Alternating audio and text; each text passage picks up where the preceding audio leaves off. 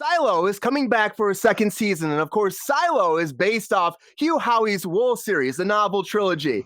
So if you're a fan of Silo on Apple TV Plus, you're getting more. Now, it's still airing right now, season 1. 10 episodes the first season. You got Rebecca Ferguson, you got Common, you got Tim Robbins in here. It's a great cast. It really is. And if you don't know what it's about, it's a story about the last 10,000 people on Earth. They're living in a silo, and they really don't know how they got there, anything about their past, what's happening outside. They're told that you can't live outside, that there's toxic world out there. It's deadly. If you go out there, you die. They send people out to clean the camera so they can see the outside world, and then they die within, it's like 4 minutes or something like that. So it's a very interesting thing, but they're also the big question in this series, if you haven't been watching this, are they lying to them? Is it actually okay to be living outside in the real world, or are they trapped in here for a reason or not a reason? It's like, it's very interesting. I actually like the show a lot. Sounds like Cloverfield Lane or Kimmy Schmidt.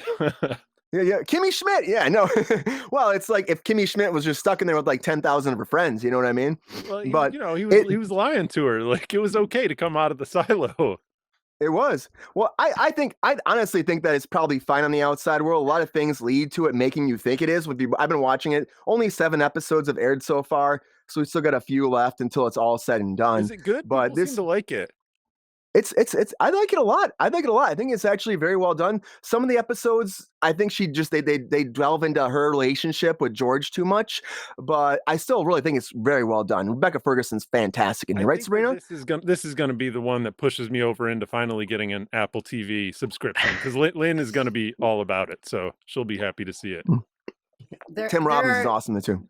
There are definitely better shows on Apple TV than this, but this is a very, very good show. Like this should not be the reason you get Apple TV, trust me.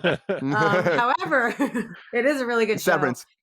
There is a lot of wasted time. I feel like sometimes I'm just like, really, a whole episode and we got like maybe 1 foot more. Like, you know what I mean? It's just go ahead.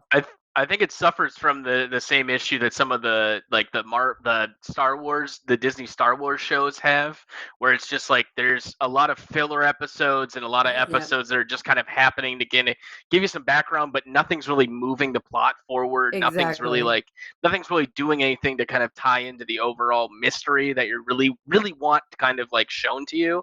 And then it'll be rushed in the last couple episodes. I think it's suffering from that. I'm worried about that. Exact same issue. Yeah. You watch a whole episode and you're like, so we're pretty much where we are when we started the episode. Like it's like nothing really happened. You learn some things. We should be done with filler episodes by now, right? Like, we're diving in. Episode season, like you can do an 8 episode season, you can do a 13 episode season. No, they're glorifying the filler episode. They're glorifying it. They love it. I don't know why. Well, 10 episodes, there should be no filler. I mean, when you have 23, 24 episodes, 22, it makes sense. Enough story if you're doing 10 episodes and the 3 of them are filler. They want a season 2, dude. That's why they do it. They're like, wait, we're not far enough. They got 3 books. You need to know what happens. Like, we need another season. They have 3 books, though. That's a lot of content. And I'm it's not like talking you have about 3 this specifically. I'm just saying, like, look at The Last of Us. There were some filler episodes in The Last of Us based on a video game. Like, you know what I mean? Like, there was.